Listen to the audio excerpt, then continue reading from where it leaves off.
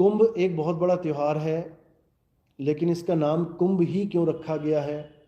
जिस दिन ये बात समझ में आ जाएगी उस दिन सबकी दौड़ शांत हो जाएगी।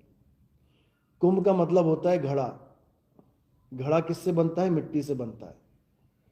मिट्टी के घड़े में, यानी इस काया रूपी मिट्टी के घड़े में ही वो अमृत रूपी बूंद है जिसको पाने के लिए सब कुंभ की दौड़ में लगे हुए हैं।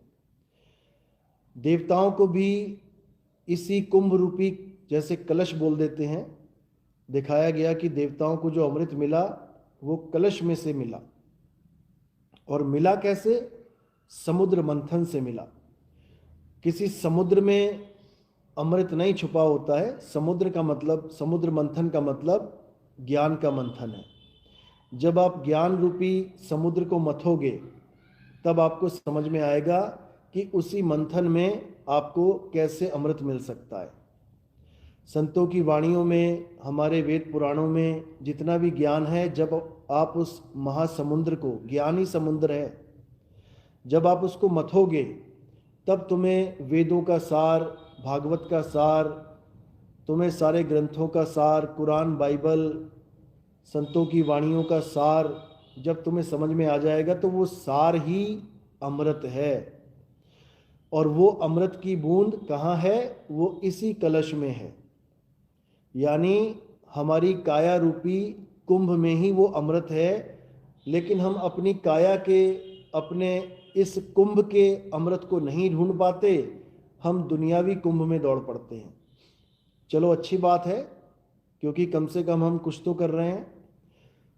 किसी भी मंदिर मस्जिद जाना, गुरुद्वारे जाना कोई बुरी बात तो होती नहीं है, अच्छी बात है, क्योंकि वो भी हमारी प्राथमिक पाठशाला है।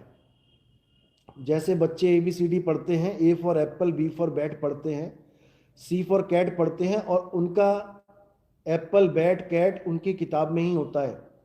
उन्होंने कभी जीवन में एप्पल का पेड़ ना देखा, लेकिन फिर भी वो किताब में उस एप्पल का पेड़ देख लेते हैं।